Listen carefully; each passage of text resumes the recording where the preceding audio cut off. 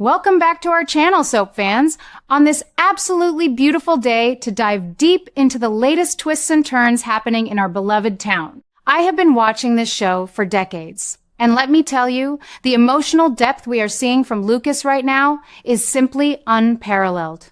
He is completely overwhelmed with confusion and grief, and seeing him vent his frustrations to Elizabeth in an upcoming episode is going to break our hearts. Lucas is still reeling from the conversation he had with his Aunt Ava, but it is Elizabeth who truly gets to witness the raw, unfiltered agony pouring out of him. I remember when Lucas was just a little boy, and watching him navigate these treacherous adult tragedies makes me feel so protective of him.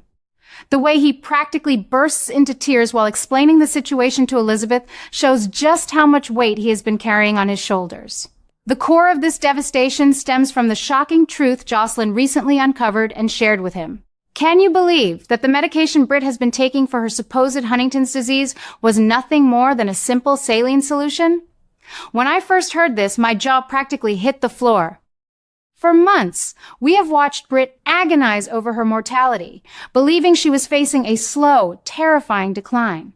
To discover that this was all an elaborate, cruel hoax is mind-boggling. Lucas is absolutely furious, and rightfully so. He is connecting the dots and realizing the sheer magnitude of the deception. The realization that Britt was essentially injecting herself with salt water while believing it was a lifeline is a psychological torture that I find completely unforgivable. What makes this entire saline solution revelation so incredibly tragic is the collateral damage it caused, specifically the senseless death of Marco. Lucas is putting the pieces together and coming to the horrifying conclusion that Marco died for absolutely nothing. Marco had managed to obtain what he thought was the actual medication, and Lucas, being the dedicated and brilliant medical professional he is, handed it over to Britt so she could reverse engineer the formula. They were trying to save her life, working under the false assumption that they were fighting a legitimate medical battle. I have to say, the writers have really outdone themselves with this twist.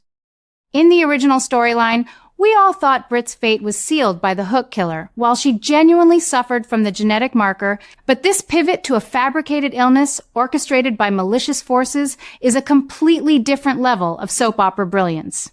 Lucas believes that this entire elaborate scheme, from the fake diagnosis to the counterfeit medication, was a calculated move to force Britt into working on Caesar's final twisted project. And you know what? Lucas is completely right. It is a terrifying thought that someone could manipulate a brilliant doctor's medical records and exploit her deepest fears just to control her. Caesar was always a mastermind of psychological warfare, but utilizing a fake terminal illness is a new low even for that family's legacy. I cannot help but wonder how Britt will fully process this violation of her body and mind once the dust settles. Will she seek violent revenge, or will she channel her anger into taking down the entire organization? I firmly believe she will choose the latter, using her sharp intellect to dismantle their operation piece by piece, which will be incredibly satisfying to watch. Now, let us talk about Elizabeth's role in all of this. We all know that Elizabeth and Britt have a very complicated and often highly antagonistic history.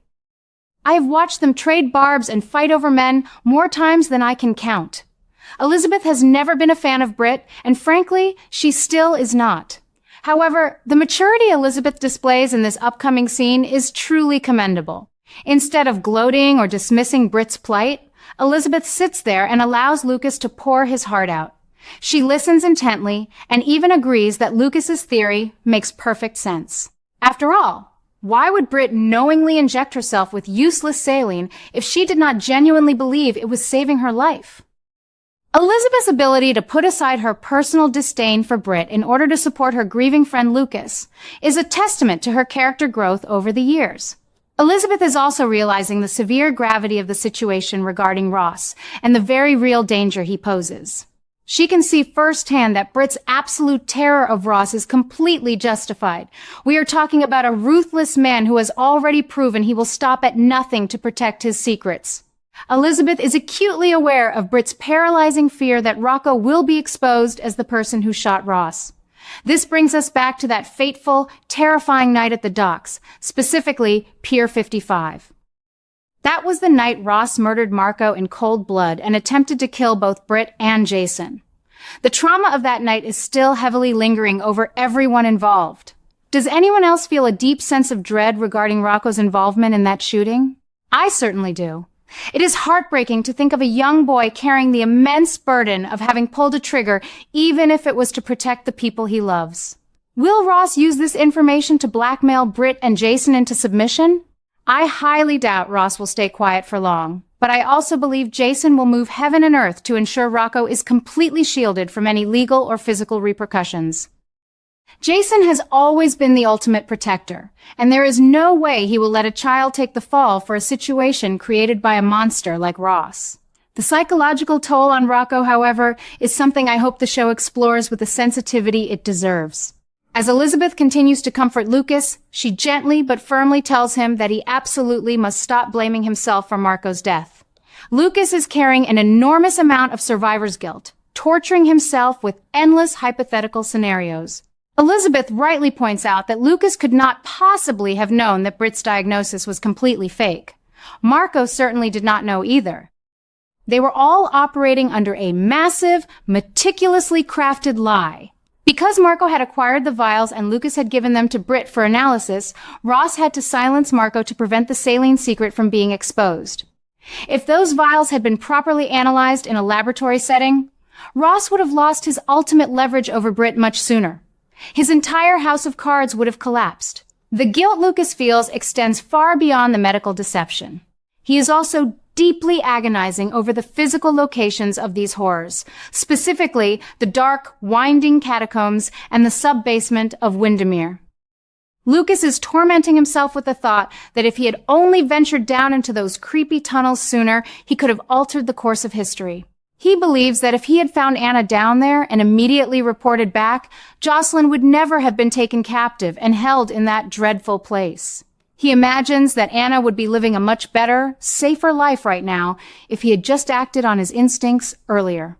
It is so painful to watch a good man tear himself apart over things he could not possibly have foreseen. I think we have all experienced that kind of agonizing hindsight at some point in our lives, wondering what might have been if we had just turned left instead of right. But Lucas needs to realize that the villains in this story are the only ones to blame. Elizabeth recognizes this and consciously chooses to hold her tongue regarding her true feelings about Britt. She knows that right now, Lucas does not need to hear her complain about Britt's past misdeeds or her abrasive personality. Lucas is mourning a fresh, devastating loss. The pain of losing Marco is still incredibly raw, and the revelation about the fake Huntington's medication has only reopened that wound and poured salt into it. Elizabeth is being the steadfast, supportive rock that Lucas desperately needs in this chaotic storm. Of course, Britt is facing a mountain of her own problems that extend far beyond her medical trauma. Before Elizabeth even has a chance to confront her about any of this, Britt has to navigate a terrifying legal nightmare. The looming kidnapping charges against Britt are incredibly serious and will undoubtedly prevent her from reclaiming her former, prestigious position at the hospital. It is a tragic fall from grace for a woman who fought so hard to establish herself as a respected medical professional. However, I find it absolutely fascinating that the overarching narrative is pushing Lucas and Elizabeth into a position where they will inevitably have to team up to help solve Britt's massive dilemma. This unexpected alliance between Lucas, Elizabeth, and by extension Britt is going to be one of the most explosive and compelling dynamics we have seen in years. Who would have ever thought that Elizabeth would be instrumental in untangling a mess created by Cesar and Ross, all for the sake of helping Britt? It just goes to show how tragedy and shared enemies can forge the most unlikely of partnerships.